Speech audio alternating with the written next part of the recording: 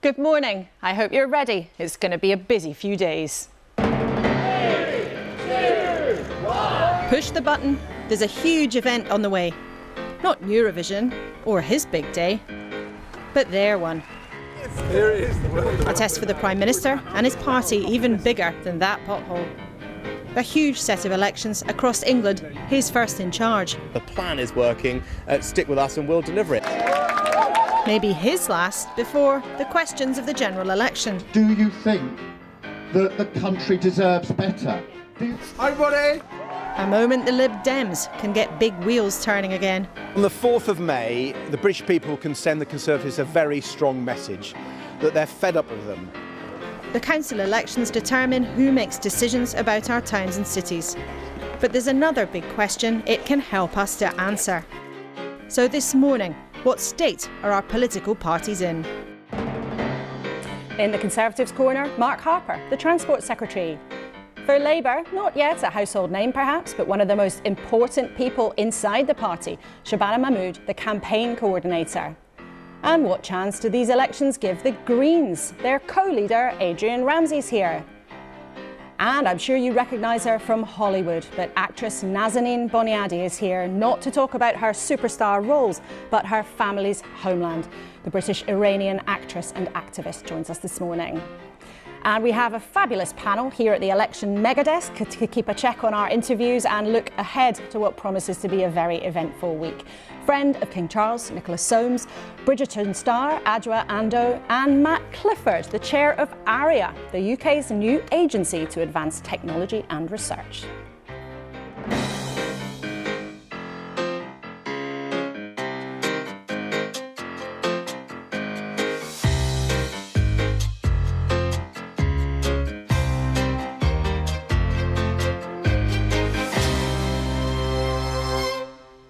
Good morning, all of that and a little bit of Eurovision later on.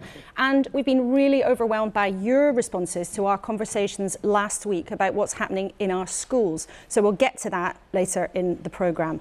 But first of all, as ever, let's check in with the front pages. No surprise, several of them splash on the Coronation. The Mail there saying everyone will be invited to swear allegiance to the King. The Daily Mirror picks up on the security costs instead, but the Sunday Times also goes with that idea of this pledge of allegiance. On the next stack, the Sunday Telegraph is talking about Ron DeSantis, actually the American politician, but has a fabulous photograph of soldiers practicing for the Coronation. But the Independent goes on pubs and clubs and what's happened to them since Brexit, and the Observer says Keir Starmer is promising to be more radical than Tony Blair. Maybe we'll get to that a bit later in the show. But first of all, people are now starting to talk a lot about the Coronation. Nicholas Soames, Baron Soames now, I believe. You're one of the people who knows the King extremely well. What does this week mean, do you think, for him? Well, it's a very solemn week. It is the coming together of the extraordinary, all the elements of kingship are brought together in the Coronation. And it's a great unifying moment, or should be a great unifying moment, and I'm sure will be a great unifying moment, bringing together the past, the present and the future. So it's something that he would take, obviously, immensely seriously, very straightforwardly, but very seriously and very profoundly. And there will be all sorts of symbolism and pageantry. We can see there the huge sceptre with, these incredible jewels. But in building up to that moment, and of course, because he's taken the throne at a certain point in his life, do you think he's nervous? Well, I think anyone approaching this sort of thing would be possibly a bit nervous, but it's something that that members of the royal family, he's schooled to it. He was a serviceman. He's been an airman. He's been a naval officer. He's quite used to coping with this sort of stuff. But it is very, very big indeed. And what I think is so romantic about it is that he is going to be crowned in the same Abbey Church as was William the Conqueror, where Elizabeth I was crowned 400 years before his mother was crowned.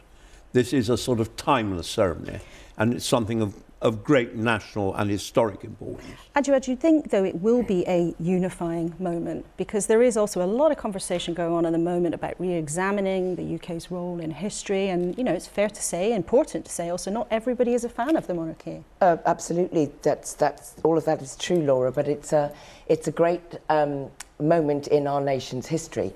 Whether you are a Republican, whether you want a downsized monarchy, whatever you feel about this country's past, we are where we are. And I think Charles, I've met him at the Royal Shakespeare Company, so I know he's a great supporter of the arts.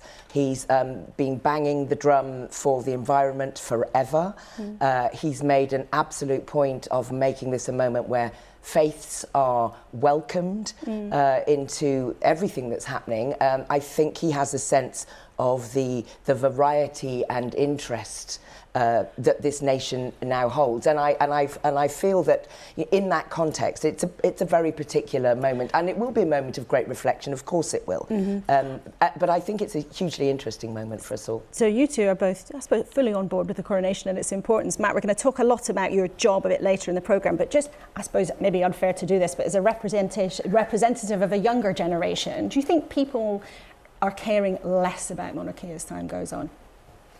Well, I think actually the Queen's death last year, I think for a lot of people reawakened an interest and a sort of curiosity maybe of a kind of important part of our national life. I think, I have two young children, and actually for them, that moment was a really important moment to talk about our country's history and our future. And I'm hoping that what we're about to see next week is another one. Okay, well, all three of you, thank you very much for now. Plenty of hard work for you a bit later in the programme, so do stick with us, but hard work for someone else, because last time he was here, the Transport Secretary told us and the long-suffering travelling public, all of you, that he would facilitate and hammer out a deal to stop the train strikes, but it didn't work out, and Mark Harper faces now more strikes on the way. And if you're getting your sequins ready to get to Liverpool for the Eurovision contest on May the 13th, don't try and get the train. Or if you're planning to go to the FA Cup final on the 3rd of June, they might not be working properly then either. Mark Harper is back with us this morning, as you can see. Welcome to the programme. Good morning. Now, last time you were here, you said, I will facilitate hammering out a deal on the strikes. It's failed, hasn't it? You've failed. No, I said I would facilitate fair and reasonable pay offers being made to the trade unions, Laura, and that's exactly what I did. And the fair and reasonable pay offer that Network Rail made to their staff was put by the RMT to their members, and it was overwhelmingly accepted. 90% turnout. 76% voted in favour of it. What is inexplicable to me is that a very similar offer has been made by the train operating companies through their grouping, the Rail Delivery Group.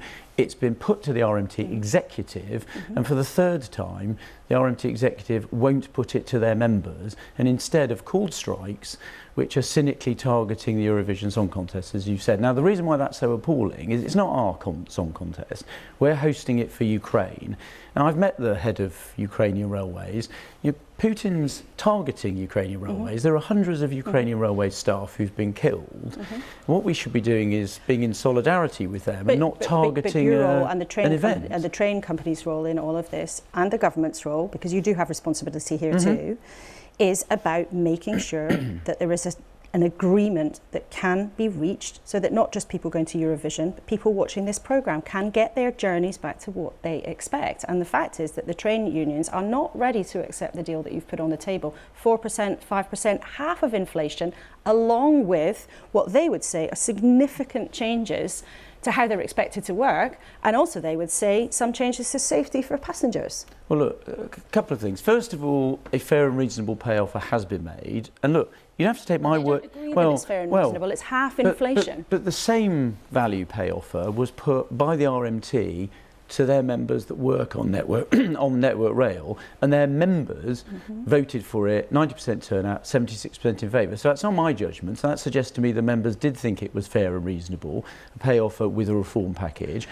The RMT executive won't put the same offer to their members. It seems to me that if you're a trade union leader, you work for your members, put the offer to your members. It's a fair and reasonable offer. And by the way, the reforms are not unreasonable. They're about a railway that works 7 days a week. But you know, that's not an unreasonable reform package. But you know that the and it's a RMT decent pay executive offer. has looked at the conditions attached, which also relate to next year's pay offer, and they believe actually that the deal has been reneged on.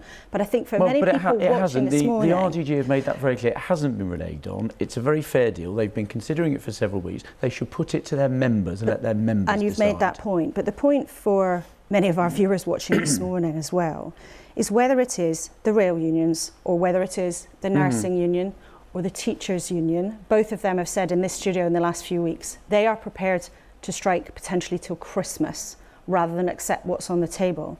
Now, as a government, are you prepared to go on like this with the disruption for passengers, patients, and also from all sorts of members of the public, parents who are losing out in their kids in the classroom with strike disruption? Are you prepared as a government to let this all go on until Christmas because you won't budge on the money? Well, look, let me just pick up the health service one. I mean, that's interesting. Again, we made what we think is a fair and reasonable pay offer. It has been accepted. You've obviously picked up on the nurses where it hasn't, although it's worth saying their leadership recommended that offer to their members. But, Unison members have accepted that pay offer. GMB members have accepted the pay offer. And the Secretary of State's going to have all of the unions, I think, on Tuesday at the NHS Staff Council. But my They'll question formally is, report to him. are you prepared as a government to go on like this until Christmas? Well, they'll formally report to him on Tuesday, and he'll then have to make a decision about whether he's going to implement the pay deal that's been offered. He said he stands ready to do that, but he's got to wait for that formal readout on Tuesday. But this isn't just about one union. This is about parents, patients, passengers. Are you, as a government, prepared to go on like this with disruption for the public in all sorts of ways until Christmas? Well, look, because some of the unions are. On the rail unions, which is the one I'm specifically responsible for, we have done what I said we would do. We've played our part. There's a fair and reasonable pay offer on the table. And I think the unions should put it to their members.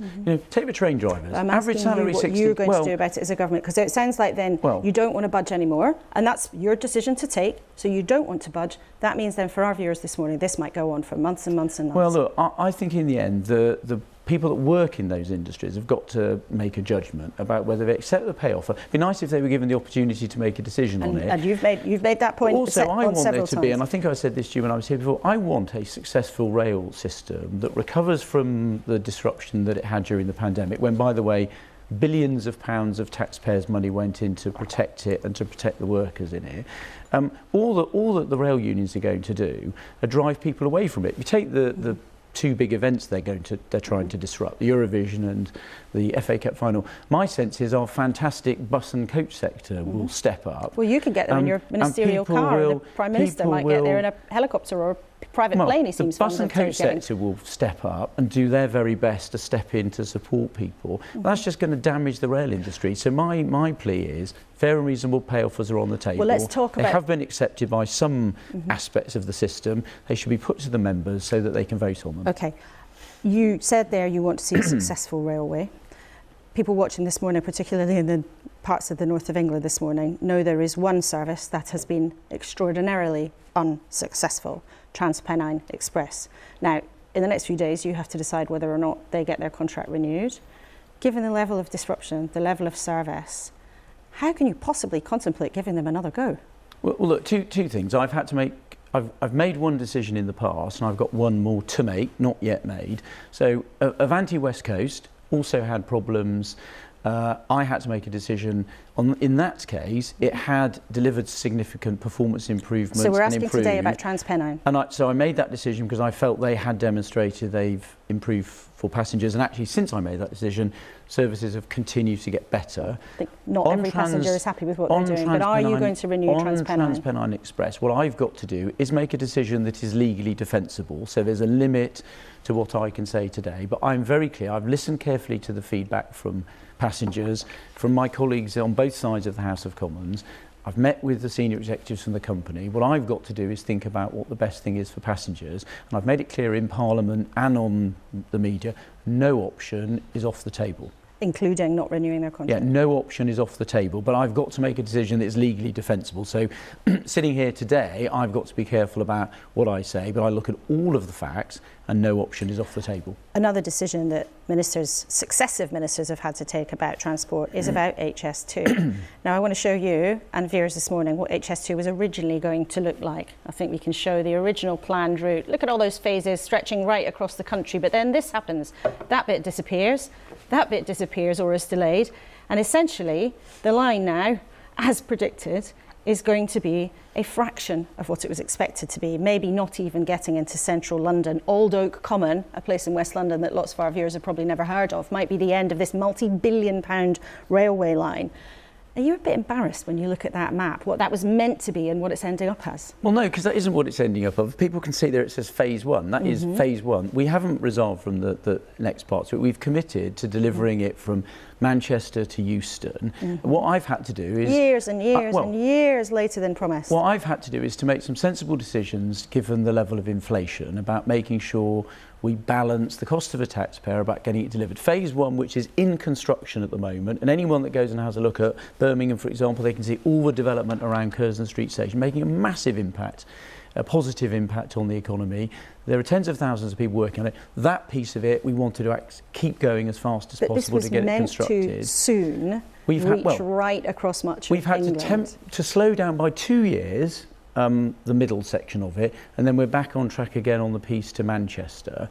So you have to balance these things, but we're very committed to it, not just for delivering high-speed rail, but what it also does is frees up capacity on the West Coast main line, enabling better passenger services on that line, and importantly, more freight services to get freight off of our roads and onto trains, which is better for our net zero and decarbonisation targets. And can you, as the Transport Secretary today, guarantee that this line will actually go all the way to London Euston, even if it takes until 2041?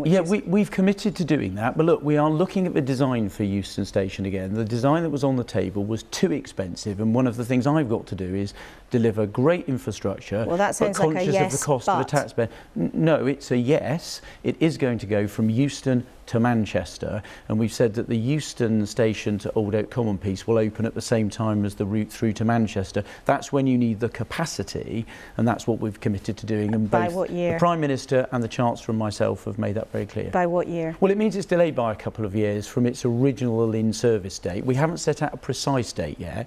We're going back through the design work, but the commitment for running the line from Euston to Manchester is there from the Prime Minister down. OK, let's talk then about something else that's been happening this week. We've all seen very distressing events happening in Sudan. There has been an evacuation of British nationals there. There was criticism that it was too slow to begin with, but it has now got, I think, about 1,800 people out. The last flight's now left. If Brits are still there, what should they do?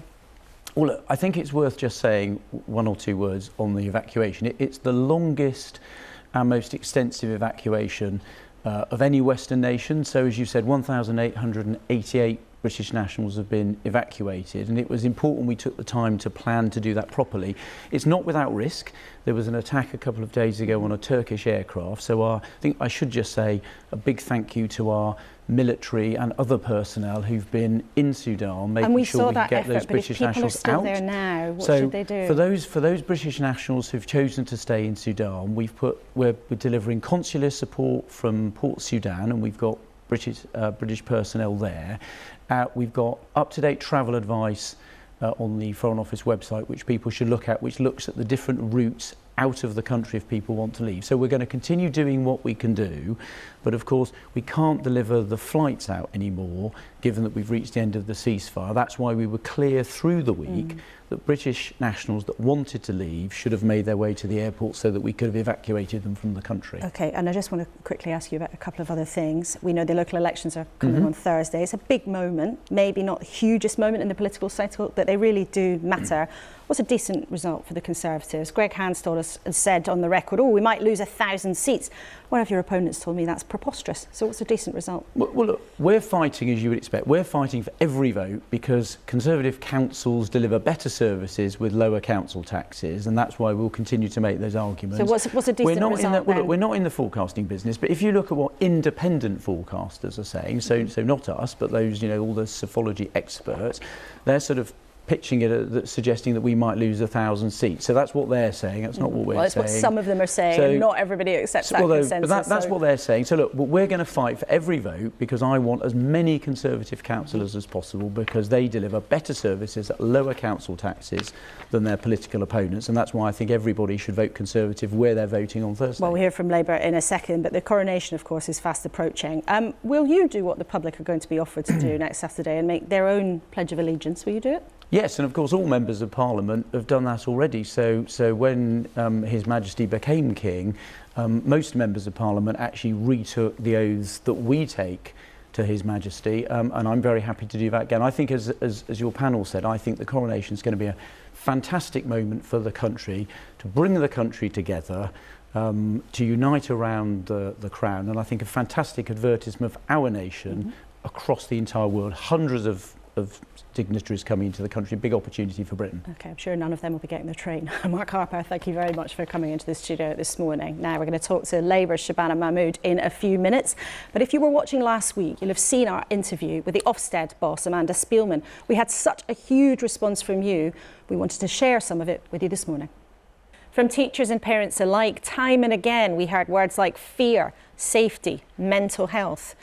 We were told of a culture of fear surrounding inspections for all staff. The expectations were just too much, one of you told us. Another viewer said that the system was actually damaging the mental health of people at school and the education of pupils themselves. Let's hear from Andy, a teacher who got in touch, who was recently inspected. After seeing your show last week, I wanted to say that my experience of Ofsted was not pleasant. It was like being interrogated and cross-examined in a courtroom with question after question being fired at speed. It hasn't improved the teaching and learning in my department. We weren't given specific feedback in terms of how we could improve the teaching and learning in our classrooms, so for me it wasn't a useful experience. But it was not all one-way traffic. One of you told us that Ofsted is there to protect children, and I think a single word assessment, how schools are judged, is currently suitable. Another of you said most schools are satisfied with Ofsted's view of them, or they accept the criticism as a constructive wake-up.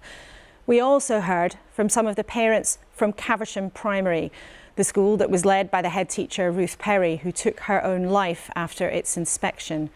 One of them told us, we don't care about the Ofsted rating. We want to know that people at our school care about our children. One of the other parents at Caversham still views the school as outstanding despite Ofsted's inadequate rating. And they're calling for an inspection system that they want to treat parents like adults and doesn't rely on those single word judgments. We also talked with Amanda Spielman about children who didn't go back to school full time after COVID, those so-called ghost children.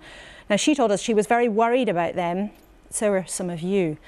The parent of one of those so-called ghost children got in touch, and she said, as the mother of one, there has to be more and better provision for children who cannot cope in school. Thank you so much for sharing all of your experiences, and we will keep talking about this issue. So many of you obviously care passionately. So keep in touch, kuenssberg@bbc.co.uk, or on social media you can use the hashtag. Now, as promised, with me now, a few days ahead of the local elections, is Labour's National Campaign Coordinator, Shabana Mahmood. Welcome to the studio for the first time. Great to have you here. Now, Labour's talking about housing today, the closing stage of this campaign. And you're saying you'd bring back targets to get houses built in local areas that Rishi Sunak scrapped. But on its own, just having targets wouldn't actually get houses built. So how would you make sure it happened? Well, we have to make sure that we're meeting local housing need. One of the worst things about what Rishi Sunak did, he snuck that announcement out just before Christmas last year, is removing the targets but without any kind of viable alternative in place. And that means that actually millions of people are now going to be locked out of being able to buy a home. We know people are desperate to get on the housing ladder, and we're simply not building enough homes in the country. So removing the targets, effectively abolishing the targets without a viable alternative, is the wrong approach. We would bring back those targets because whilst there's a conversation to be had about the exact formula and how the targets are actually reached, they are absolutely necessary to make sure that homes are built, and it's got to sit within a wider package of reform of planning and the way that we do development in this country to make sure that that those houses are actually built. But how does having targets on a piece of paper actually get spades in the ground, bricks laid, and then people into new houses? Well, the targets set, but they're supposed to be, they no longer are, but they're supposed to be binding targets on local authorities in order to get houses built to meet local housing need. Obviously, the target alone can't achieve that. There has to be the political will to drive that through and to drive that forward. That's why we're saying we would bring the targets back. We would have conversations with local authorities about maybe how the targets are set, but we would absolutely have those targets in place. And then we would also have other reforms to our planning framework in our country to make sure that in fact the target alone actually does deliver the houses as well, because in the end this is about housing need and making sure homes are built in our country. It's something that our country has failed to do for many years, and we've got to stop putting that right. But would you force councils to build new homes? Because again, you're talking about conversations and targets, which may or may not be the right thing to do, but would you force councils to build new homes? We have to build homes. We have to build homes. So we've got to stop having a system whereby developments don't happen because speculators have bought land and are sitting on it waiting for the price to rise. We've got to stop having a system where, effectively people can block housing in their area. Local housing need has to be. Do it? We will get housing built. We will get housing built, whether you consider that being forced or not. We're going to get houses built in our country because we are going to have a wider package of reforms around the planning system to make sure that that system tilts the process in favour of getting homes built. It will involve local people a lot earlier in the process to make sure they're part of the design for their areas, assuming always that housing need has to be met. So the question is not, are we going to build homes? The thing that will be debated with local people and with local authorities is where those homes are and make sure that they are in the places that people want and need them. You've said that first-time buyers would get first dibs, to use the party's phrase, on new developments.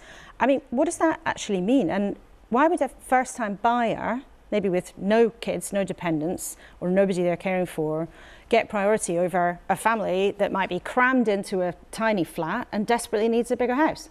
Well, it's about ensuring that people can actually get on the housing ladder, and first-time buyers, we know, are particularly struggling. So the point around the first dibs policy is actually to try and tilt the system in favour of those who simply cannot get a home and are desperate to own, to have a home ownership. It's about making sure that the rules are in place in order to favour within the system first-time buyers. It's about stopping foreign speculators, for example, buying huge amounts of developments off plan often, even before they've been built, and keeping that stock and holding on to it so that the prices rise. I'm just trying to understand though, what would that mean? So if you go to the estate agent as a first-time buyer, do they say, oh yeah, sure, you're going to be able to buy this house more easily than someone who might be offering £5,000? It's about legislative reform to tilt the favour and to make sure that first-time buyers get those, as we call it, first dibs. It's about making sure that you prevent those properties from being available to people who are not first-time buyers. That would be through regulations and changing on our regulatory frameworks. So could that mean then banning people from selling their homes to people who aren't first-time buyers, and actually, telling homeowners or telling a private builder, no, you can't sell that house to someone, you've got to sell it to them? That's a pretty big intervention, isn't it? It's a big intervention to say, for example, foreign speculators can't buy developments, no matter how much the developers might want to sell them to those speculators off plan and then hoard those properties, preventing first-time buyers in this country from being able to get on the housing ladder. So yes, it is a big intervention. It is deliberately a big intervention because our housing market does not work. We're not building enough homes, and the homes that we are building are often bought up off plan long before any local person can get their hands on it. So we want to change that system and make sure that the dream of home ownership can reach more people in our own country. So you would use the law to put people who'd never been able to afford a property before at the top of the queue, and you would essentially then ban other people from being able to buy some properties? We're making no apologies for the fact that we want to privilege in our system first-time buyers in our own country.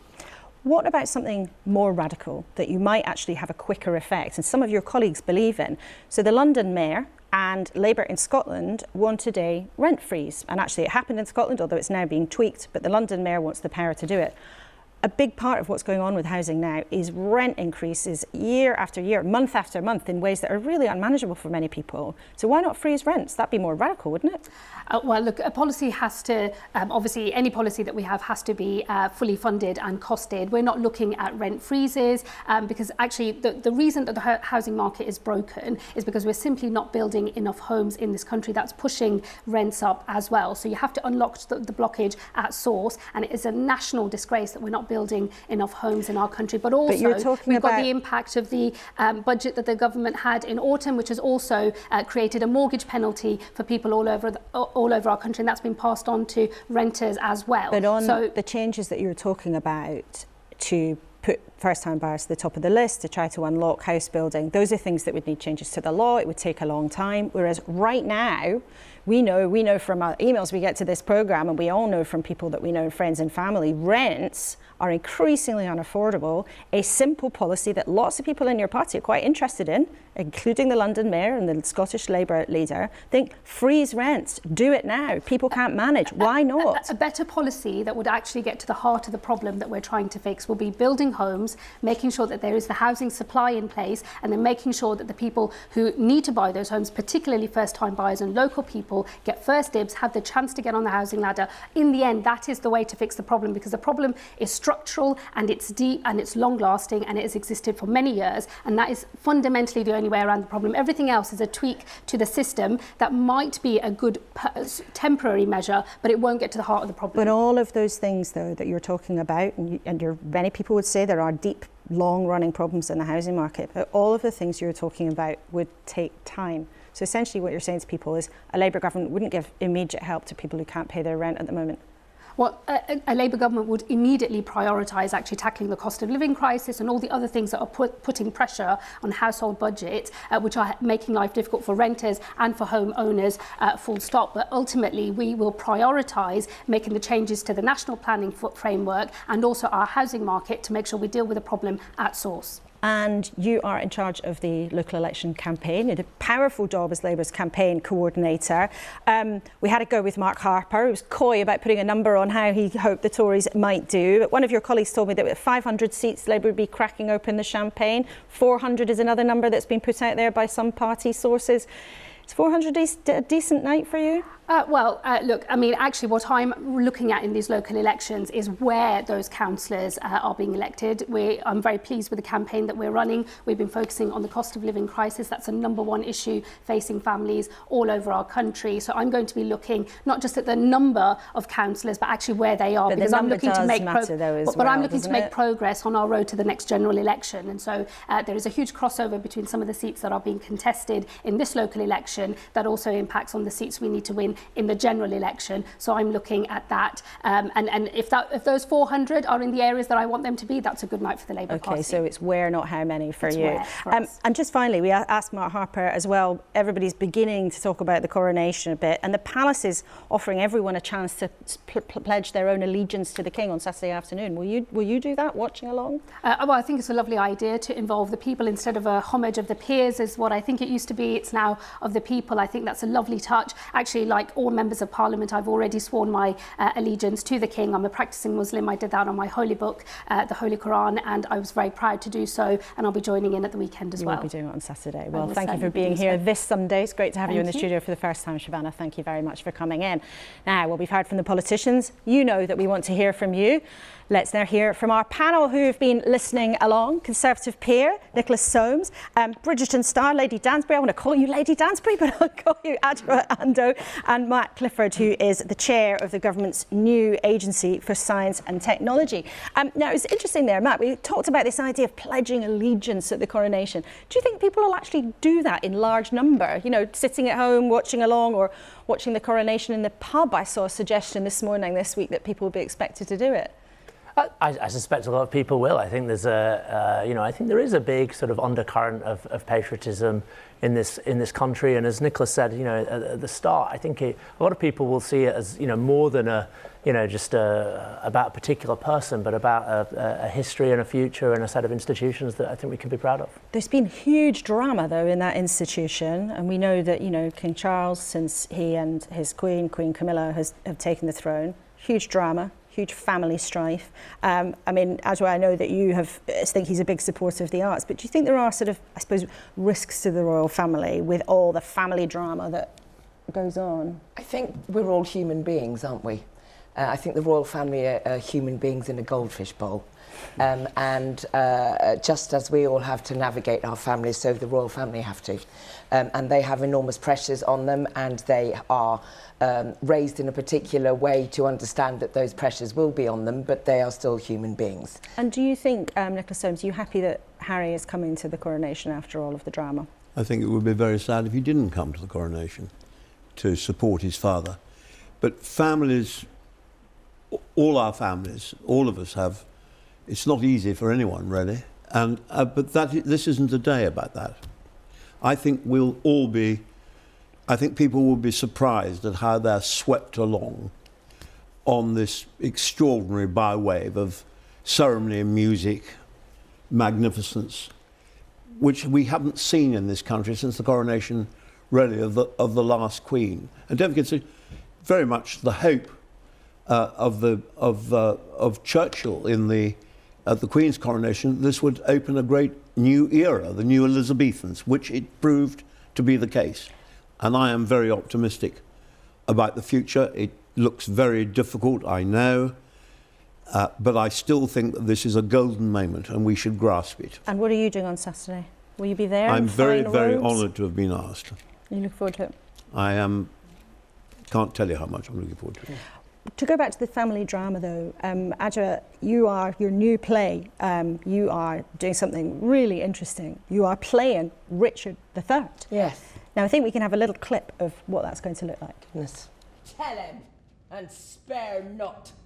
Look, what I have said, I will avouch in presence of the king. I dare adventure to be sent to the Tower for it. 'Tis time to speak. My pains are quite forgotten. Out, devil! I do remember them too well. Thou killedst my husband, Henry, in the Tower. What an interesting thing to do. I mean, of course, that's a real violent, dramatic period of our history. But do you think there is a Shakespearean element to what has been going on with the royals? Well, Richard III, you can look at Richard III from one perspective as the family drama. You can see the younger brother of Edward IV. He fought in the trenches, as it were, with his brother at Tewkesbury to get the crown from Henry VI. Then he marries Elizabeth Woodville, and Richard is sort of parked to one side. He's a soldier who comes home from war. What does he do in peacetime? His brother's attention is elsewhere. He feels betrayed by his brothers Clarence and his brother Edward. He hates Margaret. Margaret was responsible for the death of his younger brother Rutland. There's a lot of... his mother doesn't like him. There's a lot of, you know, mummy love me. It's the complications of family and you know, for him thinking that power will solve everything for him. I think we have a different sort of focus with our current king. It's not grasping of that sort of power. There is soft power. There is international conversation that happens in a different way that Charles can exercise. And just quickly, if Shakespeare was writing about today's royal family, who would the main character be? Who'd be the most interesting one to explore? Oh my goodness, there are so many characters who have the complexity of a Shakespearean character, the heroes and the villain all wrapped in one person. I can see, Nicholas, your brain started whirring and then you gave a little smile. Who would your main character be? Oh, well, I think that Shakespeare would write about the king. There we are.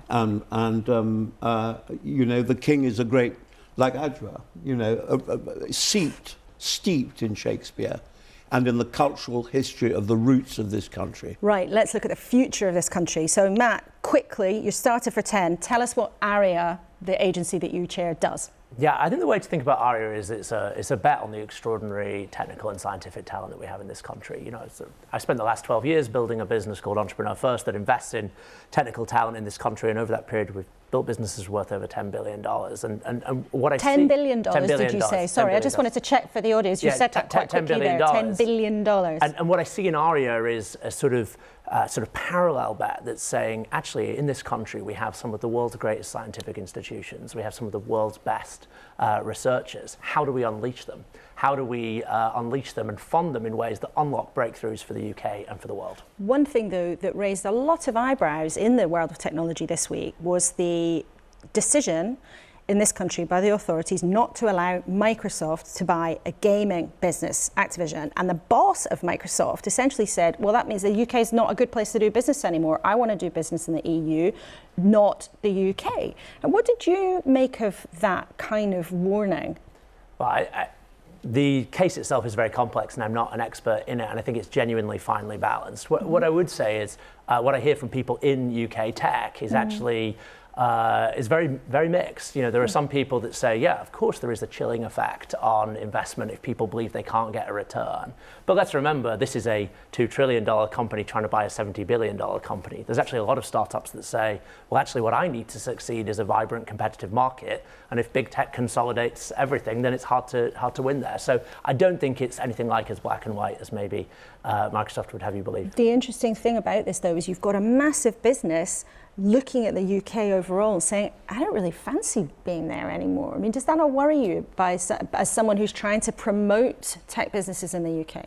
Well, I think we should see how that actually plays out. I'm sort of sceptical that that Microsoft is done with the UK, but we'll see. I mean, I think the point, though, is what do we want to have in this country? We want to have a vibrant domestic technology ecosystem where, you know, ideally in the future, the $2 trillion company doing the buying is a British company, not the $70 billion company doing the selling. And you're very optimistic, obviously, about the future. But one thing also we've talked about here is artificial intelligence and both its huge opportunity, but also its big risks. And a tech billionaire, Jan Tallinn, told us a couple of weeks ago that he genuinely believes that the path of very high-end AI might actually end up sort of destroying humanity. Now, you talk to the people who run these AI labs. Can you tell us, when they speak to you, should we feel reassured or should we actually be frightened by the potential if this all goes wrong? Well, I think it's genuinely both, and I think there's some good news there. So as well as some real risks. So absolutely, the people who run these labs are trying to build probably the most powerful technology in the history of our species. They're trying to build technology that will effectively be able to automate, you know, all cognitive labor and, you know, be better than humans at everything humans do. And if that doesn't excite you a little bit and terrify you a little bit, then there's probably something wrong with you. Now, the real challenge is that we are advancing the capabilities of these systems faster than we're advancing our ability to control them. Now, what does that require? Well, it requires investment on the control and the safety side. And one of the other things I've been involved in is the new AI task force that the government announced this week, which is really about the UK investing in its own capabilities in this space. And is it adequate? Well, one thing I was really pleased about, and, you know, I think that, you know, everyone should see as an encouragement, is that right at the heart of that announcement was the idea of safe AI, the idea that the UK will be investing in safe, reliable, robust systems. And so, you know, I think there's a lot of talk at the moment about regulation. That's obviously an important part of the puzzle. But we must remember that it's not actually on its own adequate. What we really need to do is invest in the technology to make AI safe. And just finally, I want to just briefly ask you, Nicholas, about the next hunt for the chair of the BBC. There's a cartoon in the Sunday Times this morning showing Rishi Sunak with the huge Boris Johnson just glowering around the corner. This comes, of course, after Richard Sharp, who was the old boss of Rishi Sunak and also somebody who knew Boris Johnson, had to quit at the end of last week because he put a friend who wanted to act as a loan guarantor in touch with the Cabinet Office, supposedly, according to reports, to help Boris Johnson with his financial predicament.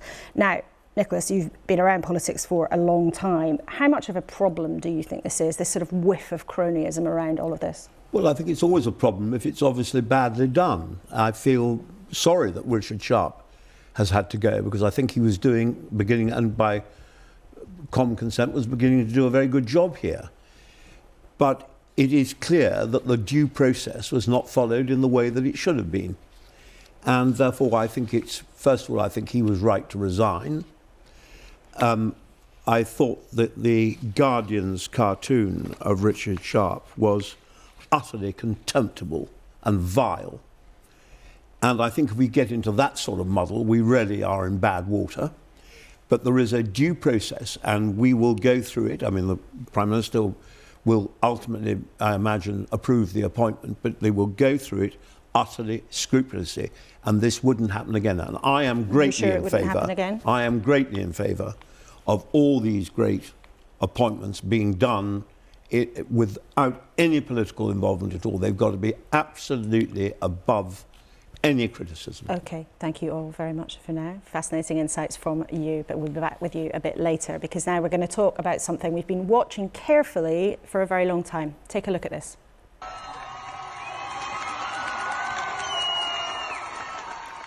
Those are images from Iran last September. Women celebrating, burning their headscarves and dancing in the street. That is breaking the rules. The regulations that have governed the lives of everyone in the country since a revolution in 1979 put a hardline Islamist government in charge.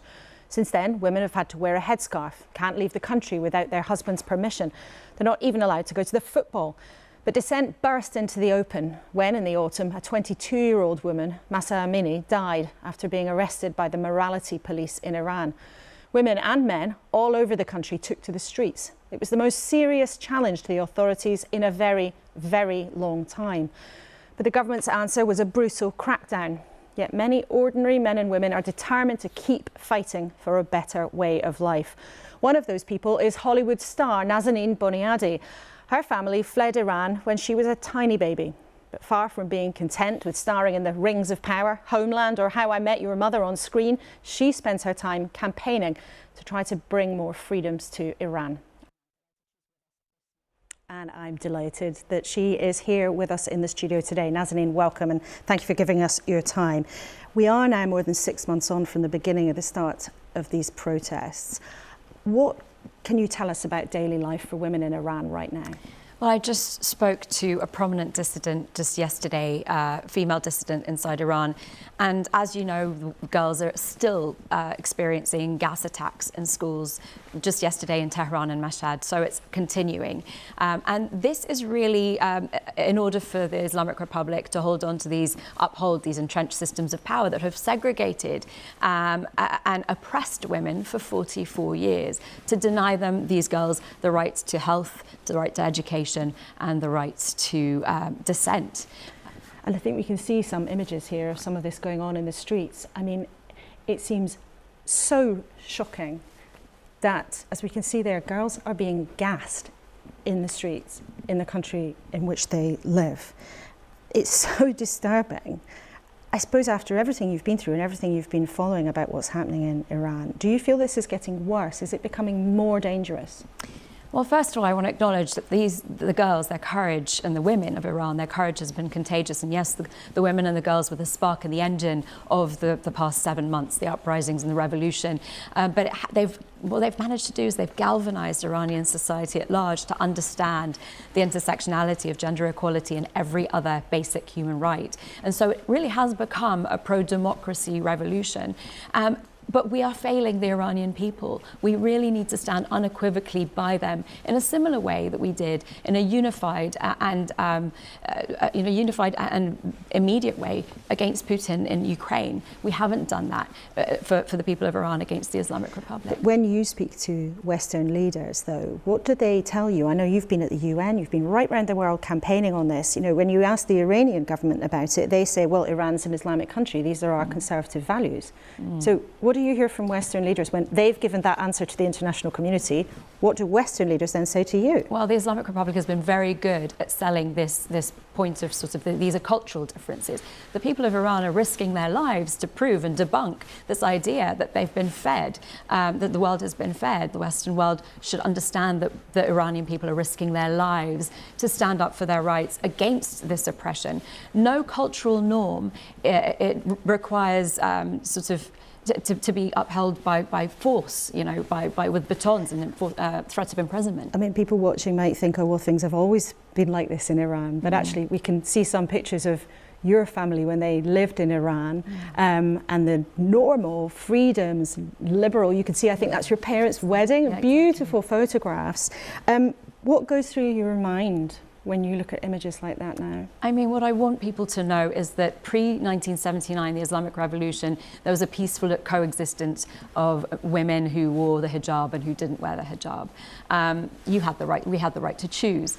And what the Islamic Revolution did is it set back women's rights and all human rights back decades, but particularly for women and girls, because that is really a pillar of the Islamic Republic, the segregation and oppression of women. So the legal age of marriage, for example, for women was reduced from 18 before 79 to 9 after the revolution. Yes, that was later raised to 13, but girls as young as 9 can still marry with the permission of their father or a judge.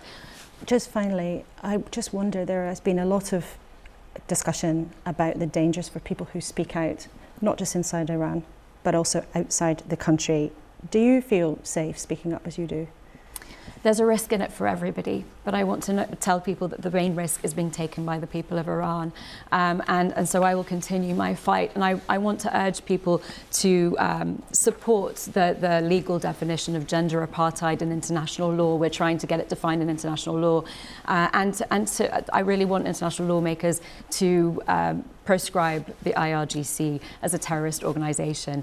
This is very important because of their nefarious activities, not only in the region and against the Iranian people, but because of right here in the UK, people's lives, British people's lives are in danger by the IRGC. Okay, Nazanin, thank you so much for coming in and telling us about your work. It's been great to have you here this morning. Thank you. Now, if you want to know more about what's happening in Iran and the work the BBC has been doing to uncover some of the stories, despite being banned there, I heartily recommend a documentary made by our colleagues at BBC Persian. That's on iPlayer. It's definitely worth a watch, and you can see some of their important work. Now, in recent weeks, as we've been saying, we've heard from Labour, Tory politicians, and the leader of the Lib Dems, Sir Ed Davey, was here this week, all because this Thursday the local council elections are happening in England, some in Northern Ireland to follow in a couple of weeks. And I want to remind you, if there are elections in your area, you must take photographic ID with you for the first time, or you might not be able to vote. Let's hear now from another one of the parties fighting in these elections. Adrian Ramsay from the Greens is here with us this morning. Welcome to the studio. Now, you've talked in this campaign, as the other parties have, about housing, and you would like to put an immediate freeze on rents. But when you look at what happened in Scotland when they did that, average rents went up by 10%. So it was counterproductive. Well, you're absolutely right that housing is the main issue being raised with me by people right around the country. People are literally being priced out of being able to afford to live in their own community, whether that's because the new homes are being built are far too expensive for people to be able to afford, or indeed for existing rental homes. Yes, prices are skyrocketing at a time of a cost of living crisis, and I do want to see policies put in place that would enable councils to put a cap on rent increases, and in the meantime, yes, we need to have a freeze on rent. That's something we called for during the winter where people were really struggling. But if you look at the evidence where that has been done in the UK and Scotland, the average rent actually went up. It went up more than anywhere else in the country, so isn't it counterproductive? Well, the Scottish Government's policy is actually a very recent one, and they've moved on from the rent freeze to now saying that there needs to be a cap on rents of no more than a 3% increase each year. That's happening as a result of the Green Party being part of government in Scotland, one of a wide range of achievements they've made that I'm deeply proud of, and that's about protecting people at a time of cost of living crisis from spiralling rents. And you know, people who live in... But rent went up when they froze it. That's what happened. That's what the evidence tells us. So why is it a good idea? Well, it's happened in a number of other countries as well, including in Spain, where it's been an effective policy. And as I say, that was about freezing rents. It's now about putting a cap year on year on the increase in rent that landlords can charge. People who live in private rented properties pay the highest percentage of their income on housing, and we need to address that at a time of a cost of living crisis, as well as addressing all the other issues people are facing. If we look at the root causes of the energy bills crisis, for example, we have the leakiest, most inefficient homes in Europe here in the UK. People's heating literally goes out of the door, out of the window. If we went for a nationwide programme to insulate people's homes, that could keep their bills down, keep their homes warm and create jobs across the country. But what the government's doing, its insulation policy, would take 300 years to tackle fuel poverty under its own definition at its current rate. It's glacially slow, and we need to speed up if we're going to tackle both the cost of living crisis and the climate emergency. And when it talks about, you know, making the case for being more environmentally friendly and taking bold steps on green energy, of course your party's called for that kind of thing for a very long time. We've taken a look and found actually that very often when it comes to solar farms, the Green Party have locally taken a position against them. So that's just a double standard, isn't it? Nationally, you're saying we must have this kind of green energy, but then locally, actually don't like the look of it in my community. I think you'd struggle to find many examples of that. The Green Party... I've got three of them here. I've got Rutland, Hastings, Derbyshire, Green councillors saying, no, we don't fancy it, thanks very much. We're very clear that we want to see more types of all renewable energy around the country. Yes, of course, in any one example of a local proposal, you need to look at the full impact. Is it adding to biodiversity in the area? Is it part of the range of mix of renewables that we need to add? And I know lots of examples where Greens are working very actively on things like community-owned renewable energy, where the community really benefits from the financial return as well as the environmental return back into their community. And then you get really strong community support for these initiatives. But it's not just about what's happening at a local level. The government has got to really step up the amount of renewable energy we're producing of all types, whether it's offshore wind, lifting the ban on onshore wind, far more tidal power, and measures to reduce our energy use through things like insulating homes that will keep people's bills down, will help address the energy crisis, because of course renewable energy is the cheapest form of producing energy these days. So why is the government focusing on new oil and gas licenses which will wreck the climate and push people's bills up? And they would of course say that they are taking big strides towards net zero, but I know that you would say that it's not enough. Just a couple of quick final questions, if I may. I asked the others, what's a decent result look like for the Greens on Thursday night? 100 seats, someone said to me, but is that a bit optimistic? What do you think? 100 gains would be a very good result. It may be more than that. We're getting a very strong response from people on doorsteps across the country, people really fed up with this government, not inspired by Labour, looking to vote Green in increasing numbers. And across the last 3 sets of local elections, we've had record gains, which we fully expect to build on this time. Well, let's see what Thursday brings. And will you, along with the other politicians that have sat in the chair, give homage to the King on Saturday? Well, I think when it comes to the end of the local elections, I will be enjoying some time with my family and celebrating Green results. I will watch it because it's a key time for the nation. But I think the idea of a pledge is possibly somewhat outdated. OK, so you won't be chanting along with some other people who've sat in that chair before you. Adrian, thanks so much. It's great to have you from the Green Party here in the studio. Now, usually at this time, we have a bit of a refresher of what we've heard earlier in the programme. But we've covered a lot of ground this morning, so we're going to close with something a bit different, because the council elections are not the only big, important, glitzy event that's on the way. The world's biggest song contest is coming to the UK. Are you ready? Not you, May Muller. Hughes Law. It's time to show the world how we Eurovision. Aren't you forgetting something? Outfits! Cheers, kidder! Bring out the glam, the fierce, the buffet. Nigella! Don't worry, I've got it all under control. We need flags. Loads of flags. Let them hear us in key.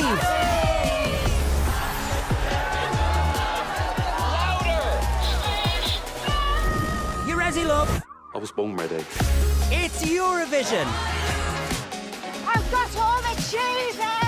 It's in Liverpool. Easy. I didn't know, sorry. You've been living under a rock. Of course it is. Now come on! The Eurovision Song Contest. Live across the BBC. Well, that will give everybody a bit of light relief. What are your plans for Eurovision Night? Matt, are you a big Eurovision party? You got the snacks in already? I confess I'm not, but I'm looking forward to the inevitable AI takeover of Eurovision in a couple of years' time. Oh, would it be better than some of the current entries? I wouldn't want to speculate on that. Blimey, oh dear. Adrian, what about you? Are you a Eurovision Song Contest fan? Sandy Shaw, Puppet on a String. Ah. That's sort of my era of Eurovision. But I love, my kids love it. They will be dancing along and dressing up and doing all the stuff. Amazing. Well, there's nothing wrong with the classics. Nicholas, you looked completely bemused while we were playing that trailer. I hadn't seen it before, but I think it's wonderful what it's done for Liverpool. Yes. And I think it couldn't go to a better place. And I think to support Ukraine and to have it in Liverpool are two really wonderful things. And I hope and believe that the whole country will get behind this as well and make it a very great evening. OK, well, two very big events coming along for our country, as well as the local elections, which, of course, for political nerds like me, are just as exciting. Thank you, all three of you, for being with us this morning. It's been fantastic. Quite enough of Eurovision chat. Back to the business in hand, because on Thursday, millions of you will have your say on what's going on in your village or town and give a verdict on the state of our political parties. In England, at least, it is a massive test. This morning we have heard a bit about how the big parties are trying to massage their and your expectations. Local elections are, of course, what they say on the tin. They are shaped by local factors. But do not doubt that the parties will pore over every result to decipher what that means for the big picture for all of us. How solid is Labour's advantage in the national polls when you all get stubby pencils in your hands in real life in the privacy of the polling booth? And to what extent has Rishi Sunak been able to stop the rot in the Tory party? Well, armed with the results, we will next week be able to sketch the answers out to those two massive questions. I will also be here on BBC One on Thursday to take you through the night as it unfolds. So get the coffee on. Before then, you can catch up, of course, on iPlayer. But goodbye until then, and thanks for your company this morning.